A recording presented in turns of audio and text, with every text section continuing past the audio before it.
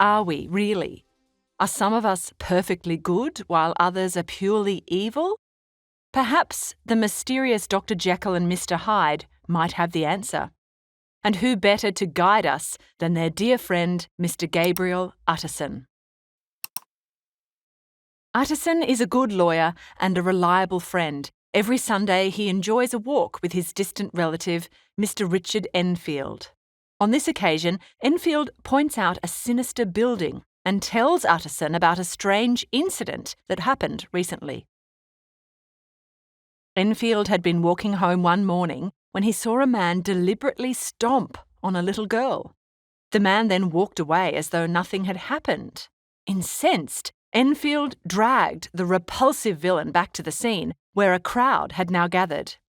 To calm the angry mob, the man agreed to pay compensation to the girl's family.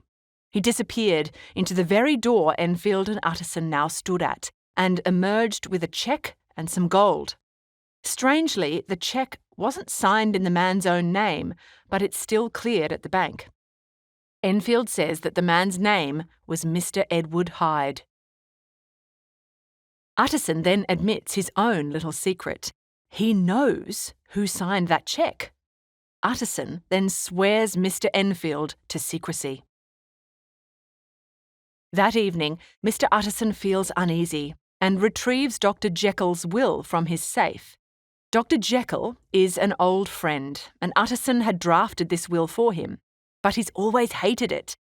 The will states that if Jekyll dies or disappears for more than 3 months, Mr Hyde gets everything. Why would Jekyll say disappear? Is he in danger? And why would a villain like Mr Hyde have such a hold on Dr Jekyll? Mr Utterson visits another old friend, Dr Lanyon, to see if he knows anything. Lanyon admits that he and Dr Jekyll have grown apart. He deplores Dr Jekyll's meddling in unscientific nonsense. Lanyon also never heard of Hyde. That night, Mr Utterson decides to look for Mr Hyde. He stakes out the door Enfield had pointed out and waits. Eventually, Mr Hyde shows up. Utterson introduces himself as a friend of Dr Jekyll's and asks to come in. But Mr Hyde is rude and unhelpful. Before he disappears into the house, Utterson gets a good look at his face. 2 weeks later, Mr Utterson gets a chance to confront Dr Jekyll at his dinner party. After the guests leave, Utterson asks Jekyll about Mr Hyde. Dr Jekyll becomes defensive. He admits that his affairs are odd, but everything is under control. What's more, Mr Hyde will be sticking around, and the terms of the will must be honoured if the time came. Conversation over. With a heavy heart, Mr Utterson promises to do as Dr Jekyll asks. 1 year later, London is shocked by news of a horrific murder. Sir Danvers Carew, a well-known and respectable politician, is clubbed to death in the middle of the night. The sole witness identifies the murderer as Mr Hyde. Since Mr Utterson knew the victim, he is called upon to identify the body and assist police. He takes the investigator straight to Mr Hyde's house in Soho, which seems to have been ransacked. Mr Hyde clearly packed up and hurried off. Mr Utterson goes to see Dr Jekyll. The scientist is a changed man, looking very pale and sick. Dr Jekyll insists that he's cut all ties with Mr Hyde and even hands over a letter that Mr Hyde left for him. That evening, Mr Utterson shows Hyde's letter to his clerk, Mr Guest. He compares the handwriting to a note from Dr Jekyll and concludes that it's nearly identical. But why would Dr Jekyll forge for a murderer? Time passes, and Mr Hyde does not re-emerge. With Mr Hyde gone, Dr Jekyll is a new man. He comes out of seclusion, reignites old friendships, and gets involved in community events. Then, within the space of a few months, Dr Jekyll returns to seclusion. Mr Utterson decides to visit Dr Lanyon. But Dr Lanyon has also experienced a shocking change. He's so frail and bald. Dr Lanyon says he's had a shock that he'll never recover from, but he doesn't spill the details.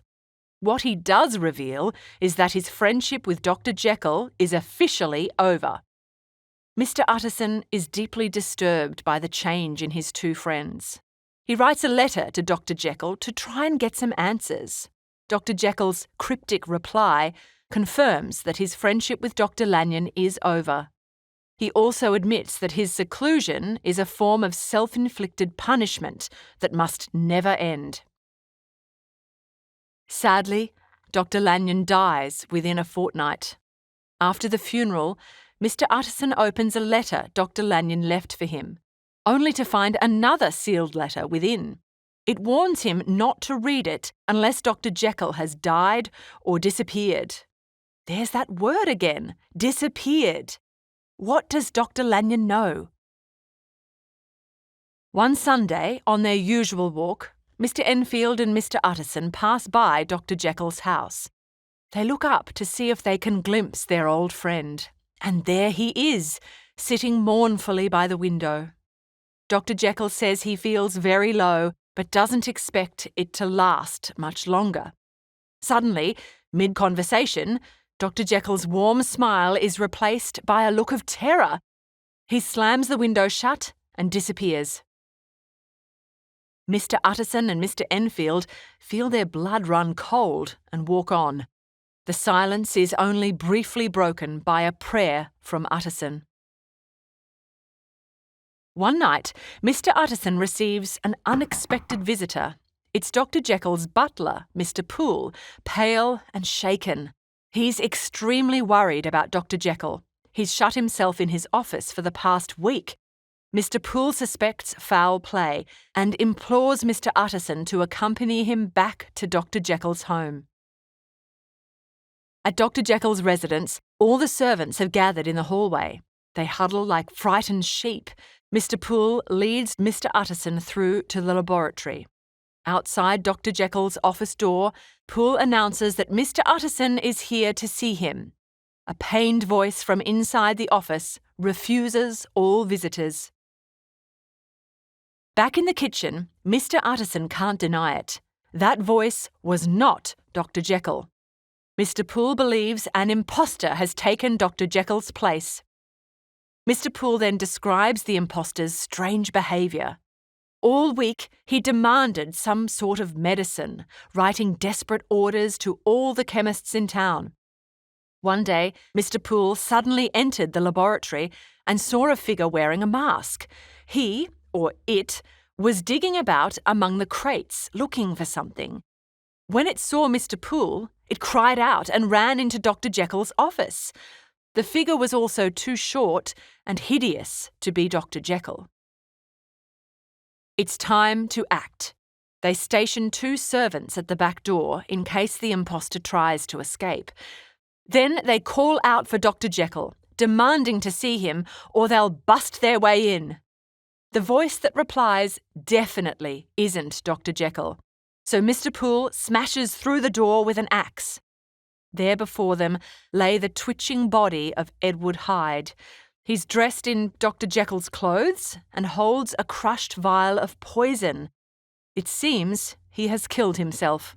All that's left is to find Dr Jekyll's body. They don't find anything, although the office contains evidence of chemical work. On the table, there's a large envelope for Mr Utterson. Inside is Dr Jekyll's will and another document. The will details that Dr Jekyll has given Utterson everything he originally set aside for Mr Hyde. There's also a note in the envelope from Dr Jekyll. It declares that if Mr Utterson is reading it, then Dr Jekyll has indeed disappeared. It instructs Utterson to read the letter from Dr Lanyon first, then the confession enclosed with the will. Mr Utterson will go home to read these letters, but tells Mr Poole he'll be back by midnight. Then they'll call the police. Dr Lanyon's letter explains why he cut all contact with Dr Jekyll. It begins with a letter from Dr Jekyll requesting an urgent favour. He asked Dr Lanyon to go to his house and break into his office with the aid of Mr Poole and a locksmith. Dr Lanyon was then to enter the office alone and retrieve the contents of one of the drawers from his cabinet. He had to take it home where, at midnight, a man would visit on Dr Jekyll's behalf. Convinced his old friend was already insane, Lanyon did everything exactly as instructed. Sure enough, that night, a small man arrived at Dr Lanyon's home. He was desperate to see if Dr Lanyon had what he needed. Although the man was repulsive, Dr Lanyon took pity on him and pointed to the drawer. The small man asked for a glass, mixed the ingredients from the drawer, and drank the potion. He immediately cried out and staggered as his face swelled and his features melted. Dr Lanyon was shocked to his core and shielded his eyes from the horror. Then came the awful reveal. The small man had transformed into Dr Jekyll. Dr Lanyon was convinced he would never recover. He was right. Now all that's left is for Utterson to read Dr Jekyll's confession.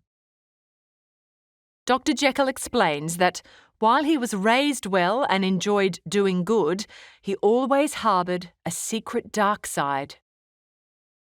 Jekyll used transcendental medicine to create the drug that allowed him to express both sides of his personality. When he drank the potion, he became Mr Edward Hyde, the only human being to ever be pure evil. Jekyll provided for Mr Hyde by acquiring a house in Soho and clothes his size. Jekyll also ordered his own staff to obey Hyde. In case the transformation to Hyde ever became permanent, Jekyll made a will that transferred his wealth to Hyde. With everything sorted, Dr Jekyll enjoyed his newfound freedom. One day, Jekyll woke up as Mr Hyde, without the drug. It seemed that Edward Hyde was getting stronger and beginning to take over. Realising this, Jekyll chose to try to live a good life only, but he still kept all of Hyde's clothes and belongings. Soon enough, Jekyll felt Hyde struggling for freedom.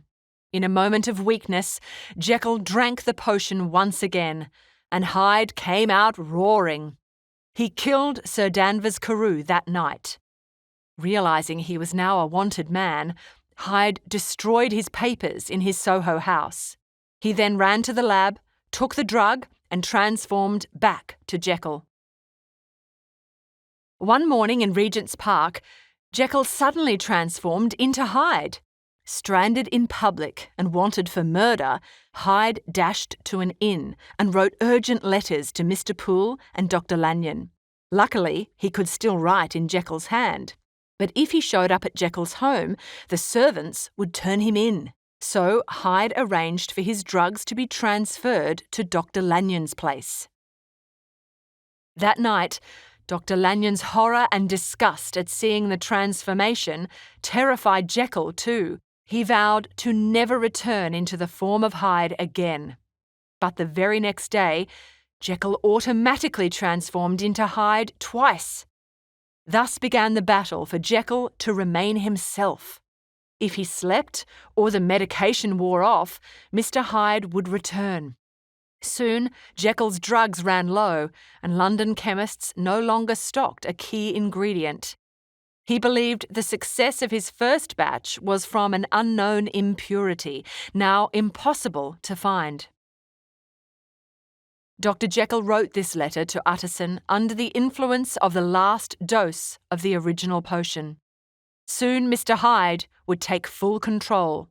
This was the true death of Dr Henry Jekyll.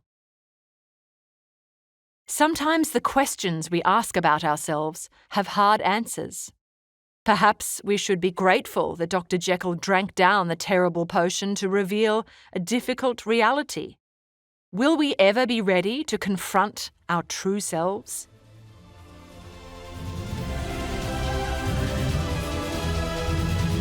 We hope you enjoyed this Schooling Online production. For more easy lessons, check out our other videos.